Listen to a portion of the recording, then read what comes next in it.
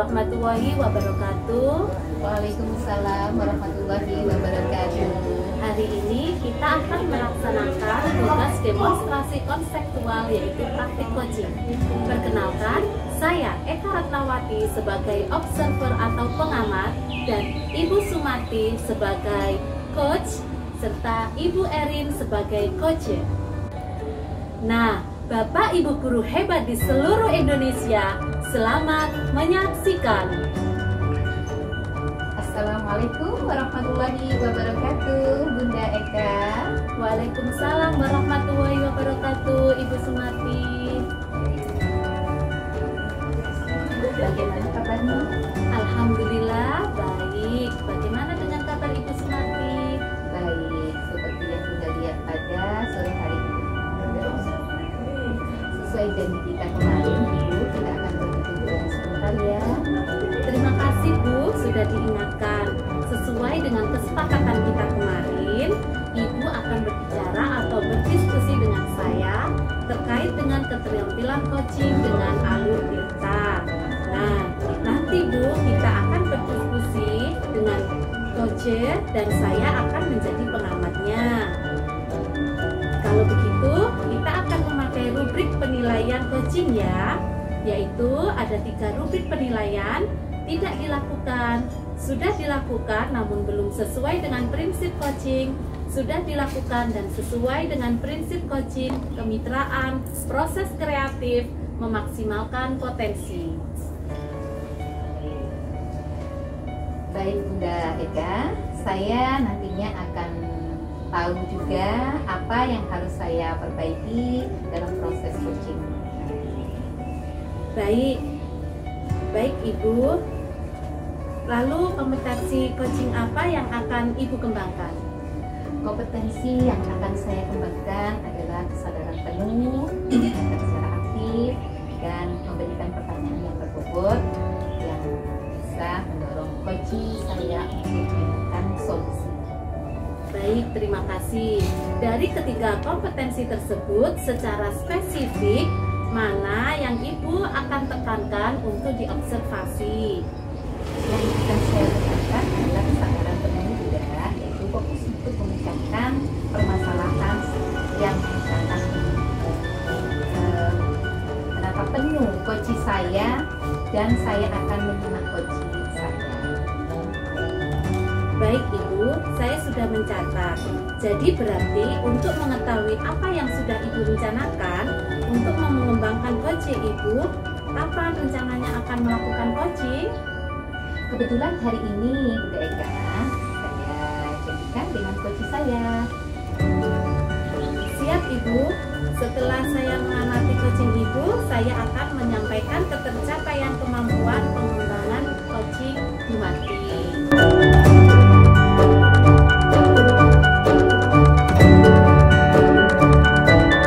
Monggo Bumati melaksanakan coaching dengan Bu Erin.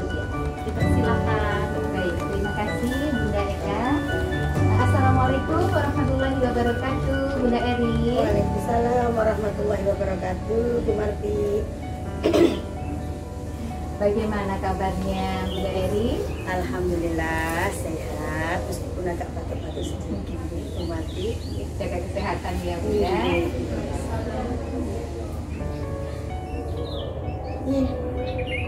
Baik Bunda, kemarin Bunda janji ya sama saya kita akan berbicara. Sepertinya ada yang mau dibicarakan sama Bunda Eri? Iya Bu Marti, saya beberapa hari ini memang di jenengan dan saya ingin ngobrol dengan jenengan masalah pembelajaran di kelas saya. Iya. Kenapa dengan pembelajaran Bunda Eri? Selama ini tuh saya bingung, pembelajaran saya selama ini kan hanya saya yang menjadi ini ya, anak-anak itu harus niru saya. Jadi selama ini saya memberikan pembelajaran hanya dengan ceramah seperti itu. Mungkin anak-anak namanya anak ya, terkadang juga boring, kok begitu terus yang saya lakukan seperti itu. Jadi tujuan khusus hari ini adalah Bunda ingin Saya ingin merubah bagaimana ya supaya anak saya itu bisa menjadi aktif, biar saya itu tidak ceramah dan ceramah.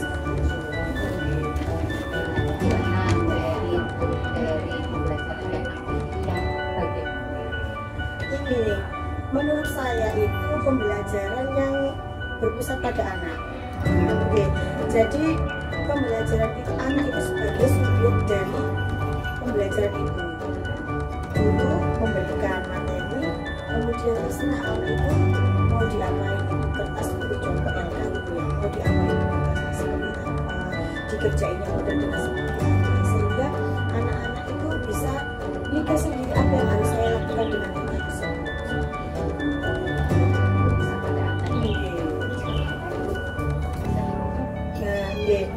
Pembelajaran pada anak itu kan saya menginginkan tuh ketika pembelajaran itu bersubjek dengan anak itu, jadi anak itu bisa aktif, bisa mandiri, bisa kreatif, dan bisa berpikir kritis, sehingga itu sebagai modal mereka ketika di PAUD.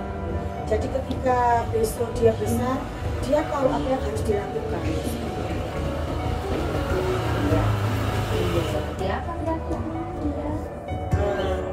Kebetulan di sentra saya itu kan banyak sentra yang menggunakan sentra, jadi kreatifnya itu bermacam-macam. Ketika di sentra main peran itu berarti anak itu kreatifnya itu memilih kegiatan yang sesuai dengan minatnya, seperti profesi. Itu nanti anak-anak bisa memilih, aku mau jadi polisi Bu, aku mau jadi tentara Bu, seperti itu. Kalau di sentra kayak art and craft seperti itu, anak-anak itu boleh memilih mainan yang dia sukai, seperti ketika itu apa temanya binatang, di situ sudah ada gambar binatang. Nanti guru itu sudah menyiapkan di situ ada gayung, ada sepitu, ada jalanan, ada sepas lipat. Jadi anak-anak itu diberi kesempatan untuk memilih, dan itu terserah anaknya itu mau yang mana, terserah.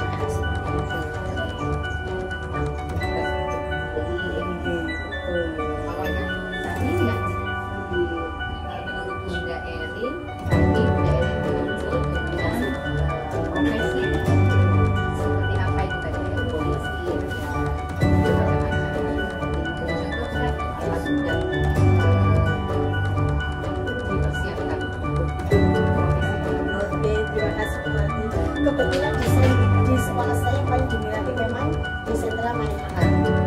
Jadi anak-anak bisa memainkan dirinya, dan di situ kan ada dua, ada yang makro dan ada yang mikro. Ketika mikro anak sendiri yang melaksanakan, sedangkan mikro itu kita menggunakan boneka kecil-kecil seperti itu, nanti ada rumahnya juga kecil-kecil seperti itu. Nah yang paling disenangi anak itu ketika makro play, jadi anak sendiri yang melakukannya. Nah, pertama itu kita menjelaskan tentang tema, jadi kita pancing profesi, ayo coba macam-macam profesi, nanti kan anak itu pasti rebutan, saya ada ini sesuai dengan apa yang dia sukai. Kan kadang kan ada yang sukanya badut, ya berarti profesi yang ia impikan seperti badut gitu, jadi badut seperti itu. Kemudian setelah itu nanti anak-anak diajak untuk memilih mainan.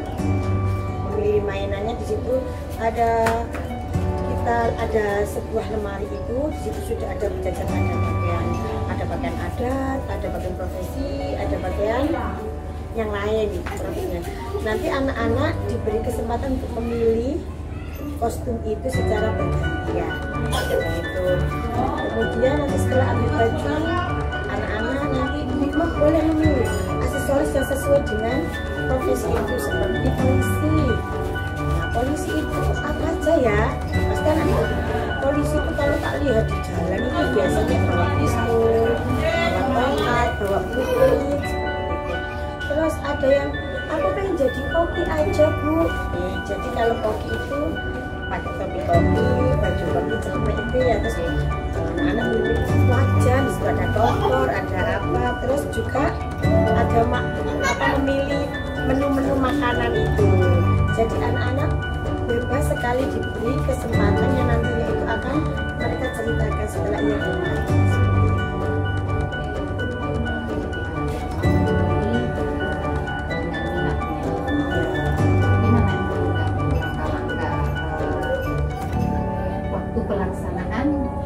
di sentra ya yang disiapkan. Oke, baik Bu Mati.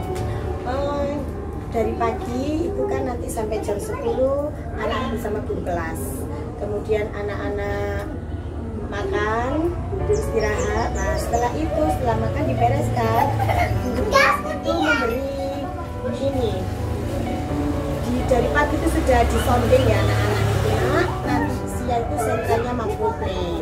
Jadi teman-teman nanti boleh memilih mainan. Terkadang anak nyeletuk, apa Us main apa nanti, main apa, guru main apa, seperti itu. Jadi, ya rahasia, nanti pasti ada guru sentra yang akan menjelaskan seperti itu.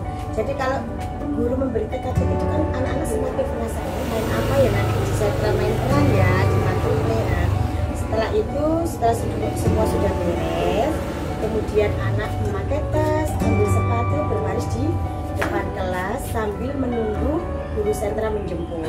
Nah, ketika sudah guru sentra menjemput, masuk kelas dengan mengucapkan salam, kemudian apa yang harus dilakukan anak sudah tahu, merapikan tas, merapikan sepatu. Kemudian guru kelas meminta teman-teman untuk silakan berdiri kanan. Kemudian guru sentra itu menjelaskan tentang temanya, kemudian ayat-ayat Al-Quran yang menjelaskan tentang tema itu.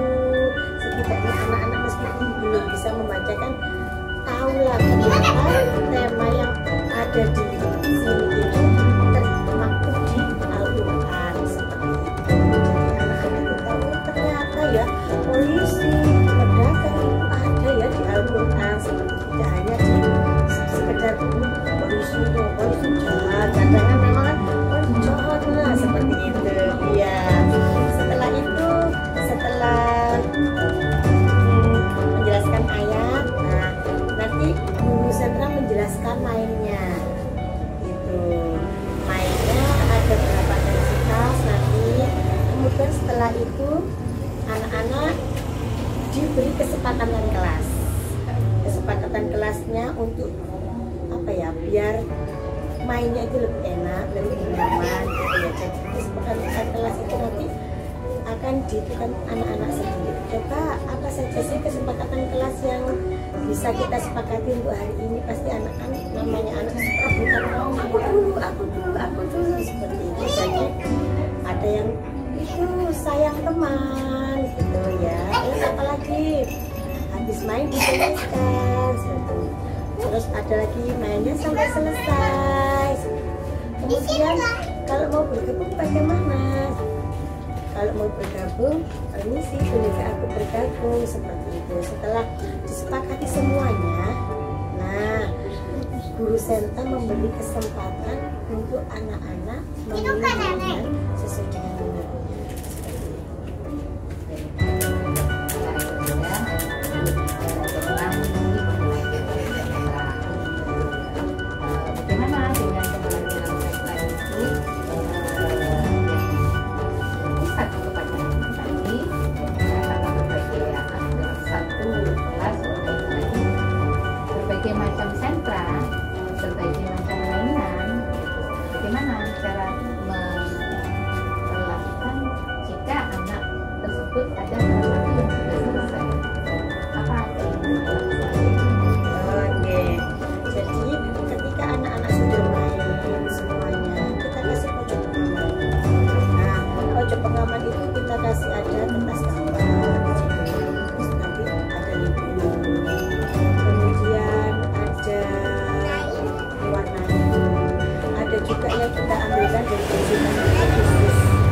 Jadi setelah Maya sudah memerankan semuanya, sudah jadi polisi, sudah bagaimana cara menjadi polisi.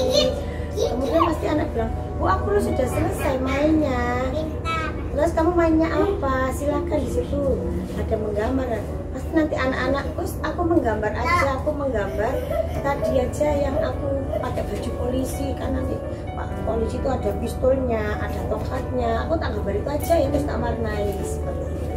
Jadi anak terserah mau apa. Terus ada juga yang nggak mau, aku maunya main ini terus aja, enak, kita biarkan selagi itu masih batas aman, seperti itu, anaknya nyaman seperti itu.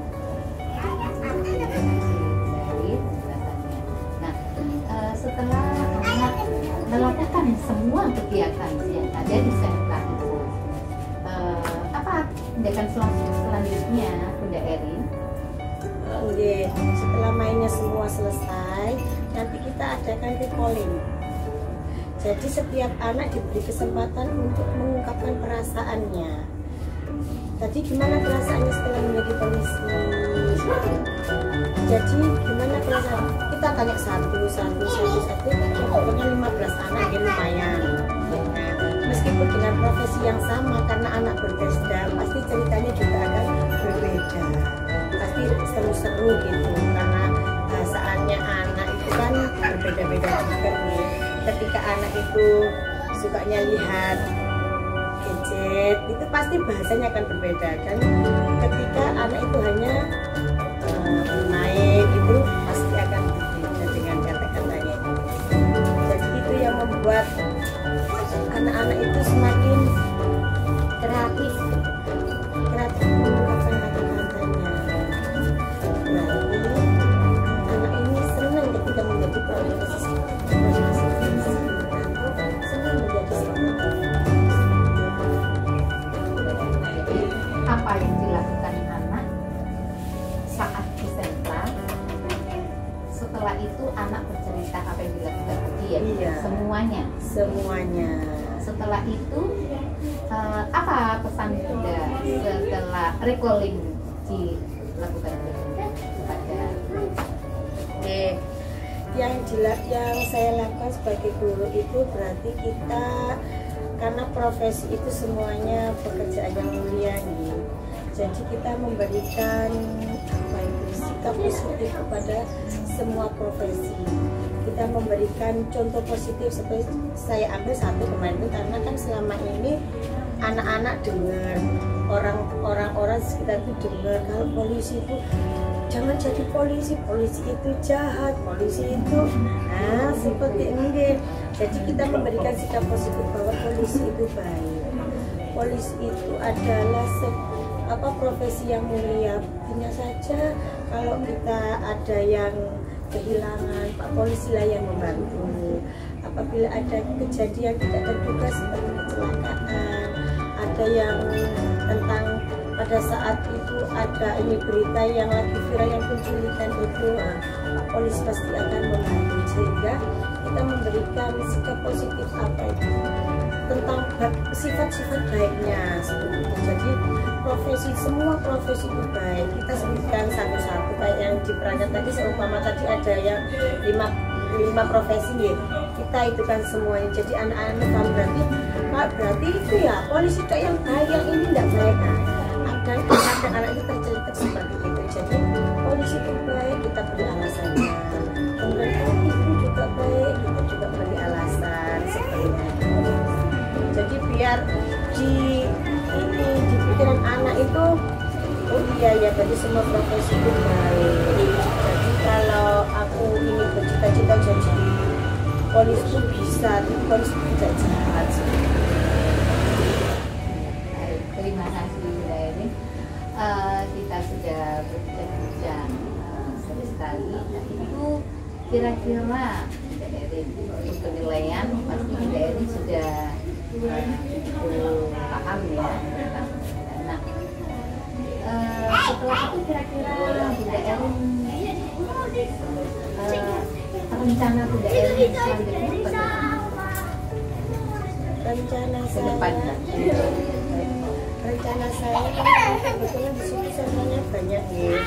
Jadi setiap sentra itu saya menginginkan anak itu biarkan aktif sendiri, mandiri, mengerjakan sendiri, mengambil, dan mandirinya itu mengambil bendanya sendiri, kemudian nanti setelah selesai di desa.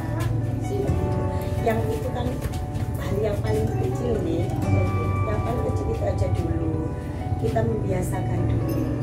Nanti ketika anak-anak itu sudah mandiri, sudah kan kelihatan nanti ketika di sentra, dan contohnya aja di sentra ini nih, rancang bangun. Nah, nanti anak itu akan kreatif. Aku tak mau bikin bangunan ini, aku mau bangunan ini bangunan masjid ini tuh tak kasih parkir mobil, tak kasih taman, tak kasih kolam renang mungkin, tak kasih apa seperti itu. Jadi imajinasi mereka itu biar berkembang dengan 5 balok lah, 5 balok dulu.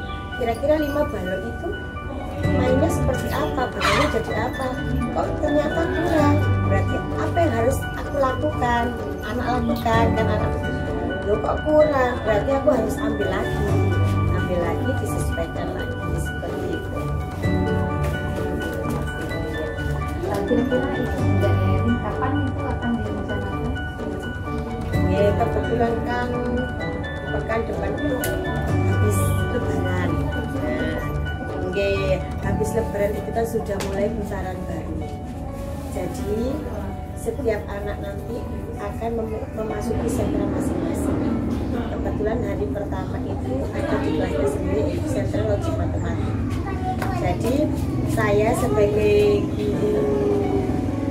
guru kelas juga guru sentra logik matematik memberikan pembelajaran itu yang subjeknya itu anak.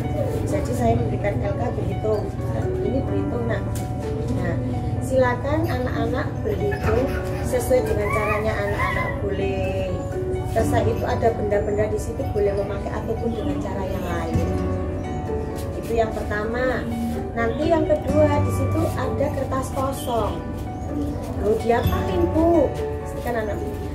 Nah nanti kertas kosong itu silakan ditulis benda yang ada di sekitar kelas, yang ada di dalam kelas. Jadi ketika anak yang sudah bisa pasti bisa menulis. Kemudian yang belum bisa pasti anak, aku nggak bisa nulis. Nanti kan pasti anak, aku kan gak bisa nulis. Ya sudahlah, tak gambar saja. Tak gambar ya. Yang terpenting nanti ketika dia mengumpulkan pasti dia bercerita. Karena aku nggak bisa gambar, di situ ada buku, ini gambar buku, situ ada pensil, ini gambar pensil seperti itu. Jadi saya berikan sesuai dengan kesiapan belajar mereka. Dari kayak bajunya ada visual sama kinestesi. Jadi biar anak-anak itu tenang gitu mainnya selalu kayak apa.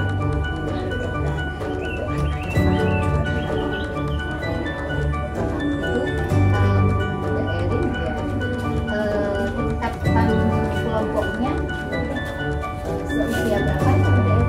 Kebetulan saya kan megangnya TKB. Jadi usianya antara usia 5 sampai 6 tahun. Usia memang sama nih, 5 sampai 6. Tetapi kesiapan belajarnya tentunya berbeda-beda. Jadi di awal saya sudah menggunakan analisa diagnostik itu ya. Jadi mana yang tergolong anak visual, mana yang anak audio, mana yang anak kinestetik. Sehingga di situ nanti akan ada pembelajaran diferensiasinya juga kan sesuai dengan kesiapan dan model belajarnya dia. Okay. Sehingga subjeknya itu main di sini. Kalau biasanya kalau anak kinestetik kan lari-lari dulu, tak capek, baru dia mengerjakan ya seperti itu salah satu contohnya seperti itu.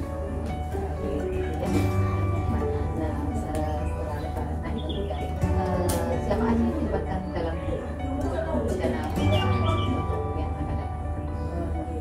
Rencananya itu saya melibatkan, ya memang mestinya gitu, yang dilibatkan ini pertama guru kelas, yang kedua guru sentra, yang ketiga anak-anak, kemudian kepala sekolah, warga sekolah ya ada DS, ada itu semua untuk melancarkan harus pembelajaran.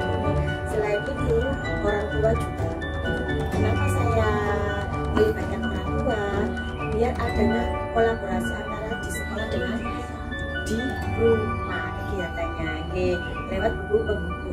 Jadi di situ nanti di buku-buku akan ditulis sentra apa, pasti kan tahu Ustaz atau guru akan tulis di sini sentra apa. Kemudian nanti kita konfirmasi ke orang tua. Nah, kan nanti di bawah buku itu ada checklist orang tua. Nah, ketika disilang, nanti ketika sampai di sekolah saya tanyakan kenapa ini disilang. ya Bu aku nggak cerita sama mama aku. Nah kenapa nggak cerita? Ngantuk pasti alasannya berbeda-beda. Nah kemudian saya konfirmasi kembali ke orang tua, apakah benar yang dikatakan Ananda? Pasti orang tua kan menjawab kolaborasi dan kejujuran itu dibutuhkan untuk pembelajaran supaya lancar. Baik, terima kasih Bu Darin, itu ya pembelajaran yang berkesan pada diri. Kita sudah berbincang-bincang lama tentunya ya Bunda ya. Jadi mungkin Bunda Erin dari awal sampai akhir bisa menyimpulkan. Ya terima kasih Bu Mati. Memang dari awal kan saya pembelajaran ceramah dan itu tidak membuat murid saya menjadi aktif dan kreatif, sehingga saya mencoba kemarin menggunakan pembelajaran berbasis pada anak, berpusat pada anak, sehingga anak itu bisa aktif, kreatif dan mandiri dengan tugas yang diberikan oleh guru dengan berbagai model apa cara menghitungnya, apa cara bermainnya sesuai dengan minat dan kesiapan belajar serta model belajarnya dia, sehingga anak itu bisa imajinasinya main gitu, biar guru itu tidak ikut.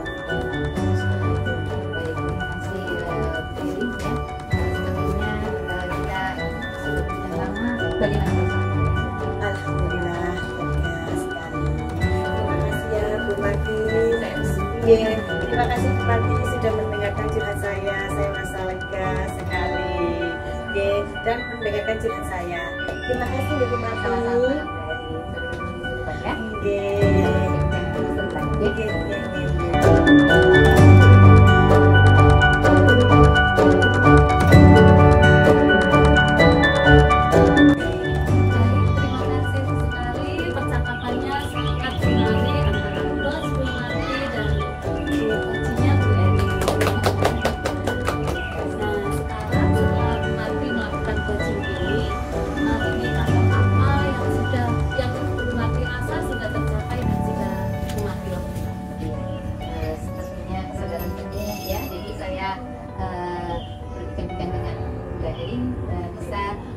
Permasalahan yang dihadapi oleh BRI seperti itu juga, jadi dan juga mampu untuk bagaimana keadaan sendiri kita.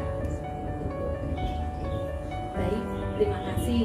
Dari yang telah saya catat tadi atau saya observasi, Bunda Sumati sudah melakukan sesuai dengan prinsip alur kita menyampaikan tujuan, identifikasi, rencana aksi dan pembelajaran. Kemitraannya dengan Bu Erin sudah sangat bagus sekali, menggunakan pertanyaan yang berbobot untuk menggali ide-ide kreatif dari Bu Erin dan kemudian mampu memaksimalkan potensi yang ada pada Bu Erin. Nah sekarang kompetensi apa lagi yang ingin Bu Mati kembangkan? Sepertinya kompetensi mendengarkan aktif yang harus saya kembangkan. Jadi kita itu mengerti pesan apa yang disampaikan oleh Koci, seperti mendengarkan pesan yang disampaikan oleh seorang Koci. Kita harus fokus pada jalan kita. Baik, terima kasih Bu Mati. Semoga apa yang dikembangkan Bu Mati ke depannya bisa berjalan dengan baik dan membawa kebermanfaatan bagi kita semua. Terima kasih. Sekian percakapan hari ini. Terima kasih banyak atas waktunya. Dan saya akhiri. Wassalamualaikum warahmatullahi wabarakatuh. Waalaikumsalam warahmatullahi wabarakatuh. Salam guru penggerak, Bergerak, menggerakkan. Guru bergerak, Indonesia maju.